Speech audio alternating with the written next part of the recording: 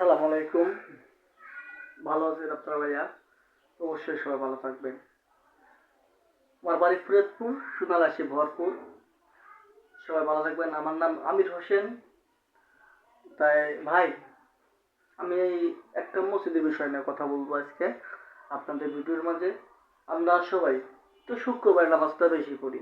সব সময়ের জন্য দেখবেন শুক্রবারের দিন হইলে নামাজ মুসল্লি বেশি হয়, কিন্তু অন্য দিন কিন্তু অন্য যে ৫ ওয়াক্ত ৫ জন ৭ জন ১০ জন ১৫ জন এরকম হয়।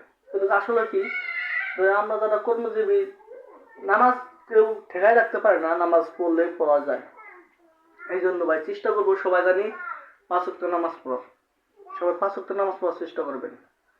আর অন্তত শুক্রবার দিন কিন্তু নিয়ম বুঝছেন, ফজর নামাজ পড়লে শুক্রবার নামাজ পড়তে হয়।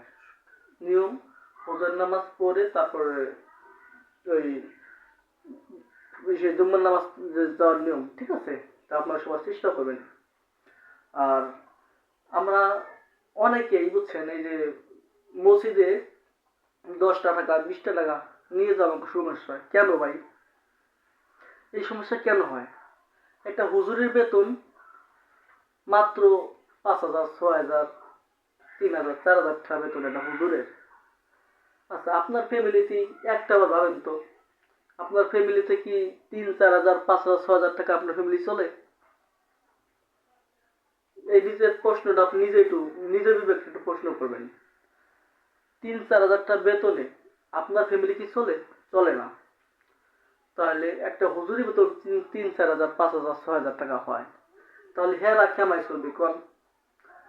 আপনার আমার সে এটা আমাদের নামাজের জন্য সে সময় দেয়, তারও ফ্যামিলি সব সংসার আছে, সব কিছু আছে।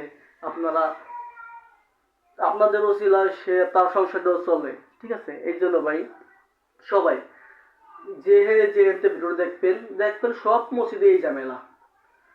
এই পৃথিবীতে যত মসজিদই আছে বাংলাদেশে, সব মসজিদে একই সমস্যা, যে হুজুরি বেতন দেবা গেলেই টাকা থাকে না, হুজুরি বেতন দেবা গেলেই তার সমস্যা হয়ে যায়। দেখবেন ৫,০০০ মানে সবারই কম বেশি ১ মাস ২ মাস বাড়ি পাচ্ছে, কিংবা দেয় কত ৫০ টাকা ৩০ টাকা, তাও দিতে পারে না বুঝছেন, প্রতি মাসে। আরে ভাই, চার দোকানে গেলেই, দুধের চা খাবার গেলেই তখনই তো মনে করেন যে আপনার একটা বন্ধু চলে আসে, মনে করেন একটা বন্ধু চলে আসে, তখন একটা চা দে, একটা পান দে, একটা সিগারেট দে, এবার সে ২০ ৩০ টাকা আবার বন্ধু এসে খেলাই দেয়, ঠিক আছে? তাইলে ওই বন্ধু কিন্তু আপনার জান্নাতে নিয়ে যাবে না। ওই বন্ধু কিন্তু আপনার কিন্তু সহযোগিতা করবে না। সহযোগিতা করবে কি? আল্লাহ। আপনার জান্নাতে নেবে কি? আল্লাহ, ঠিক আছে? এই জন্যই ভাই বন্ধুরে খাওয়ান, সমস্যা নাই, বন্ধু লাগবে, বন্ধুরে খাওয়ান। আর আল্লাহর ঘরের জন্য কিছু নেন, আল্লাহর ঘরের টাকা দিবেন, ওটা হলো সঞ্চয় আপনার, বুঝছেন? যেরকম আপনি দিন শেষে কাজ শেষে সব সময় কিন্তু আপনি কম বেশি করে সবাই কিন্তু ঘরে কম বেশি টাকা জমান, জমান না? তা ওরকম এই দুনিয়ার মাঝে সব কিছু আখেরাতের কাজ করতে হবে। এই যে ওইটা হলো, ধরেন আপনি মসজিদে টাকাটা দিবেন, মসজিদ মাদ্রাসায় যে টাকাটা দিবেন, ওইটা হলো আপনার আখেরাতের সঞ্চয়, ঠিক আছে? আপনি এনে যা যত দিয়ে রাখতে পারেন, আপনি মরে গেলে কিন্তু আপনার নামে ২ টাকাও কেউ দিবে না। আপনি লক্ষ লক্ষ টাকা তুলে যাবেন, কিন্তু কেউ আপনার ৫ টাকা দিবে না। তখন তার হাত কাঁপবে, টাকা দেবে না, যে এত কষ্ট টাকা দিয়ে দেবো। কিন্তু আপনি যে কষ্ট করে করে যে গেছেন, না খাইয়ে না পড়ে, নামাজ পড়ার টাইম পান নাই, কিছু করেন নাই, তারপর আপনি করে যে গেছেন।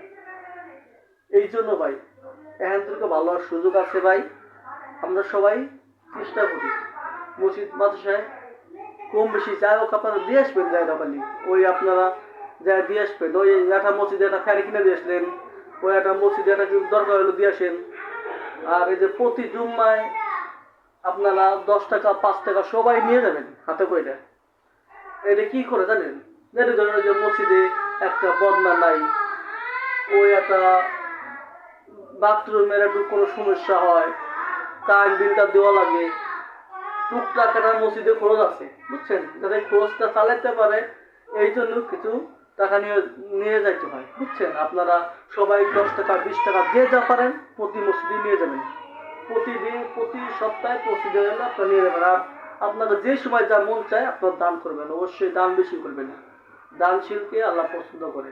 আপনি দান করবেন, আপনার বরকত দেবে আল্লাহ। ঠিক আছে, আমার জন্য দোয়া করবেন যে না আমিও সবাইকে দান করতে পারি, আমিও জানি সব জায়গায় দান করতে পারি।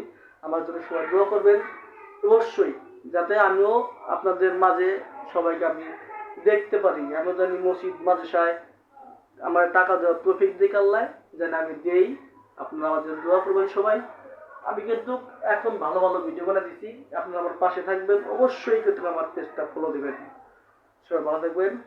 আমি হোসেন চটপটি, ফুচকা হাউস, ইসলাম নকলাটি বাজার, সালতা ফরিদপুর আমার দোকান। আমার নাম আমির হোসেন, আমার গ্রাম কিত্তা। সবাই ভালো থাকবেন। খুদা হাফেজ। সবাইকে ধন্যবাদ ভিডিওটা দেখার জন্য।